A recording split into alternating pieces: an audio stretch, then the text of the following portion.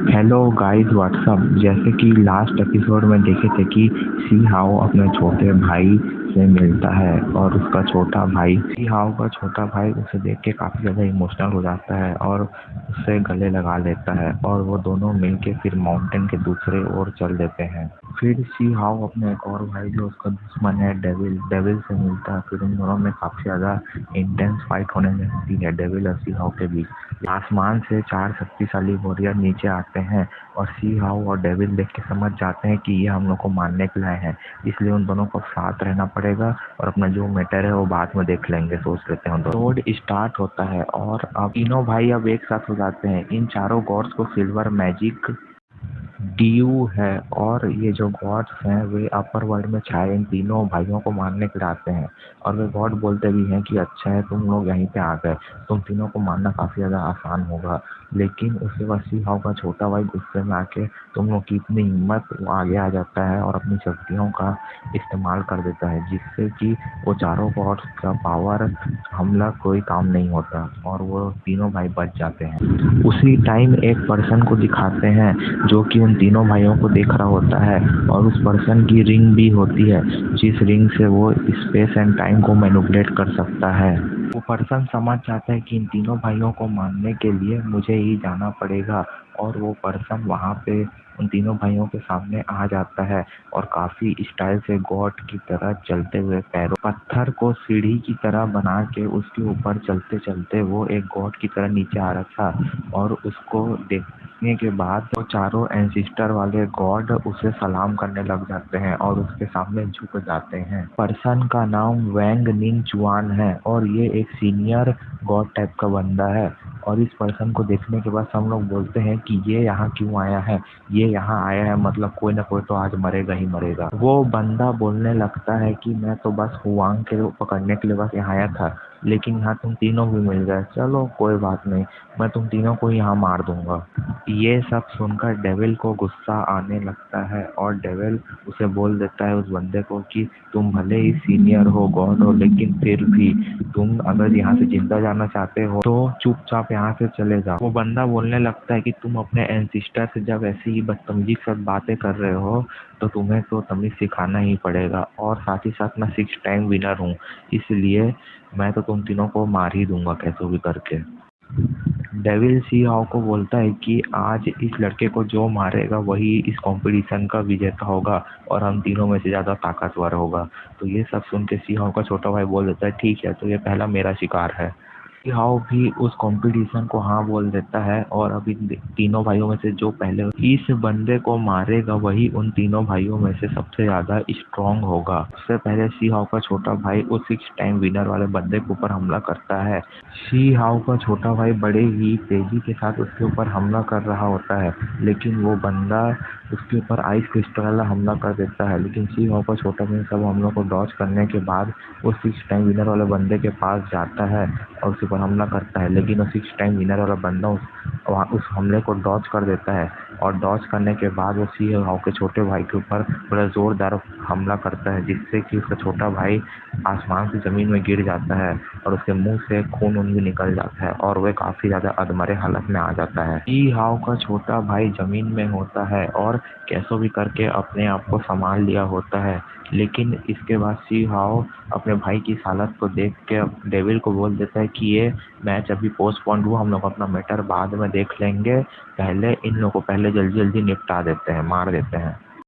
इसके बाद सी हाओ अपना थंडर वाला एनर्जी इस्तेमाल करता है और साथ ही साथ बहुत बड़ा थंडर का अपना नया पावर इस्तेमाल करता है और इन चारों एंसिस्टर को इसमें दबा देता है और वे और ताकत लगाते हुए अपनी गोल्डन फिनिक्स की स्किल लाता है जिसमें आग वाला पंछी इन सब एल्डर्स के ऊपर इन लोगों को पटक देता है और साथ ही साथ इन सब एल्डर्स के मुंह से खून निकल जाता है जिससे कि ये सब एल्डर अधमरी हालत में आ जाते हैं और बहुत ही ज़्यादा गुस्से में बोलते हैं कोई लोअर वर्ड का बंदा हम लोग को कैसे हरा सकता है, अब तो इस लोअर वर्ड के बंदे को हम लोग को हराना ही होगा।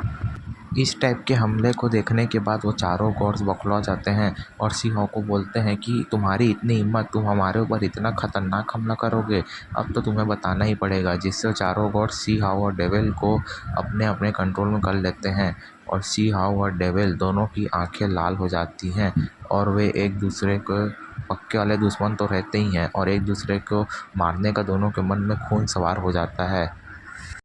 इन दोनों की आंखों में एक किलिंग इंटेंट जाग जाती है और ये दोनों उन चारों एंसिस्टर के कब्जे में आ जाते हैं, मतलब वश में आ जाते हैं। उसके बाद डेविल और सी हाउ एक दूसरे के ऊपर हमला कर देते हैं, जिसमें उन दोनों की शक्तियाँ काफ़ी ज़्यादा दिख रही हैं और ये भी पता चल रहा है कि दोनों कितने ज़्यादा ताकतवर हो गए हैं। दोनों एक दूसरे को बड़ी बुरी तरीके से उठा के पटक रहे थे, मार रहे थे, पीट रहे थे, एक दूसरे का सर फोड़ने की कोशिश भी कर रहे थे। उसके बाद सी हाउ और डेविल दोनों अपना अपना हथियार स्पेयर निकाल लेते हैं और एक दूसरे के ऊपर वो दोनों हमला करने वाले थे। उससे पहले वो दोनों एंसिस्टर भी उन लोगों को मारने के लिए अपना अपना हथियार निकाल लेते हैं, लेकिन सी हाउ और डेविल एक दूसरे को नहीं मारते, बल्कि वो दोनों उन दोनों एंसिस्टर वाले गॉड्स को ही मार देते हैं और एक दूसरे को बोलते हैं तुम अच्छी एक्टिंग कर लेते हो,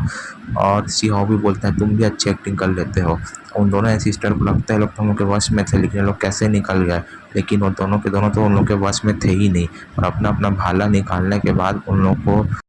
वो दोनों एंसिस्टर के दो साथी और थे और वो दोनों सी हाउ के ऊपर गुस्सा होके उसको मारने के लिए आते हैं। तुमने हमारे साथियों को मार दिया, लेकिन सी हाउ अपने स्पेयर को अंदर रख के और डेविल के सामने बोलता है कि मुझे एक नई पावर मिली है, और वो उन दोनों एंसिस्टर के ऊपर ही उसको इस्तेमाल करने वाला था। उन दोनों एंसिस्टर को अपनी नई पावर्स के साथ एक पंच मारता है। सीन चेंज होता है और सी हाउ का जो छोटा भाई है 6 टाइम विनर उस प्रिंस के ऊपर हमला कर रहा होता है, और वो प्रिंस जो होता है सी हाउ के छोटे भाई के ऊपर पूरी तरीके से भारी पड़ रहा होता है। प्रिंस जो है सी हाउ के छोटे भाई से बचने के लिए बड़ा सा गोल घेरा बनाता है, लेकिन उसका जो छोटा भाई है अपनी स्पेयर से उसमें छेद कर देता है। लेकिन छेद होने के बाद भी वो जो प्रिंस है 6 टाइम विनर वो सी हाउ के छोटे भाई को बोलता है कि भले तुम ताकतवर हो, लेकिन तुम्हारी जो एबिलिटी है मेरे आगे कुछ नहीं है, और वह उसके भाले को टच करते हुए उसे काफ़ी ज़्यादा दूर फेंक देता है, जिससे उसके मुंह से खून निकलने लगता है और सी हाउ का छोटा भाई काफ़ी ज़्यादा जख्मी अधमरे हालत में आ जाता है और वो गोल घेरा बैरियर भी टूट जाता है। और जो प्रिंस है 6 टाइम विनर वो सी हाउ के छोटे भाई को बहुत सारे मैजिकल चेन से बांध देता है, जिससे कि उसका छोटा भाई निकल नहीं पा रहा होता और अटक गया रहता है। और अब वो प्रिंस जो है उसे बोलता है कि अब तो तुम नहीं बचोगे, अब तुम्हारा लास्ट टाइम आ गया, और वो अपने हाथ को काट के अपनी ब्लड डोमेन की मदद से एक बड़ा सा राक्षस को बुला लेता है, और उस बड़ा सा जो राक्षस जो रहता है सी हाउ को छोटे भाई को मारने वही वाला रहता है, लेकिन उससे पहले सी हाउ वहाँ पे आ जाता है और अपने स्पेयर से उस राक्षस को सब तरफ उसके पूरे शरीर में हमला करने लगता है, और वहाँ पे डेविल भी आ जाता है। उसके बाद सी हाउ उस राक्षस के पूरे शरीर के हिस्से को पूरा काट देता है पूरा अच्छे से, उसके सब शरीर का हाथ वाथ पैर गला वला सब जगह को काट देता है। लेकिन सी हाउ के बाद अब उसका बड़ा भाई डेविल चल देता है उसे मारने के लिए और उसे पूरी ताकत से एक लात मारता है, जिसे सी हाउ देख के हैरान ही हो जाता है कि उसकी इतनी सारी इंटेंस पावर को देखते हुए। सी हाउ का जो छोटा भाई है उन चेन की जकड़ से भी अपने आप को जल्दी ही आज़ाद कर लेता है, और उसके बाद जो 6 टाइम विनर जो प्रिंस है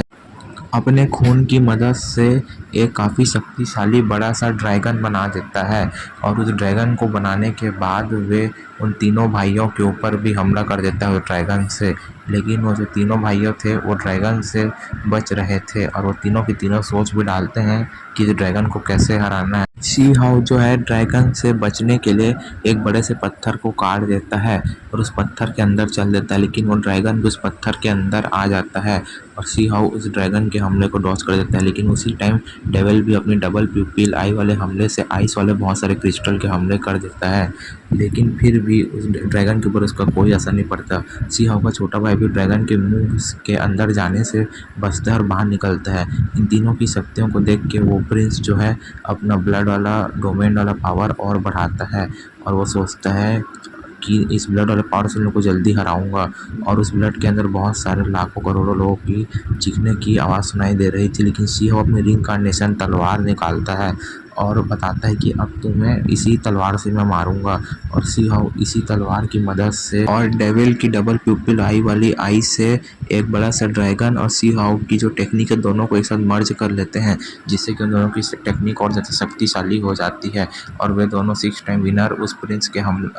ब्लड डोमेन वाले पावर के सामने अपनी शक्ति को टकरा देते हैं और सी हाउ उस प्रिंस के ऊपर अपनी तलवार को उसके सीने में बीच में गोप देता है, जिससे कि उस प्रिंस की हालत वहीं पे ख़राब हो जाती है और वह बोलता है कि मैं किसी लोअर वर्ल्ड के पापी ब्लड वाले लड़के से नहीं मर सकता, लेकिन वो फिर भी मर ही जाता है और उसकी नकली बॉडी रहती है और वहाँ पे उसी का ब्लड जो रहता है या फिर ब्लड डोमेन, उसी ब्लड डोमेन को देखने के बाद सी हाउ जो है उसे टच कर लेता है और उसे एक अजीब सा भ्रम वाला सपना आता है, जिसमें बहुत सारे लोग चिल्ला रहे होते हैं और वहाँ बहुत ज़्यादा तबाही मचने वाली रहती है। तबाही मच गई है।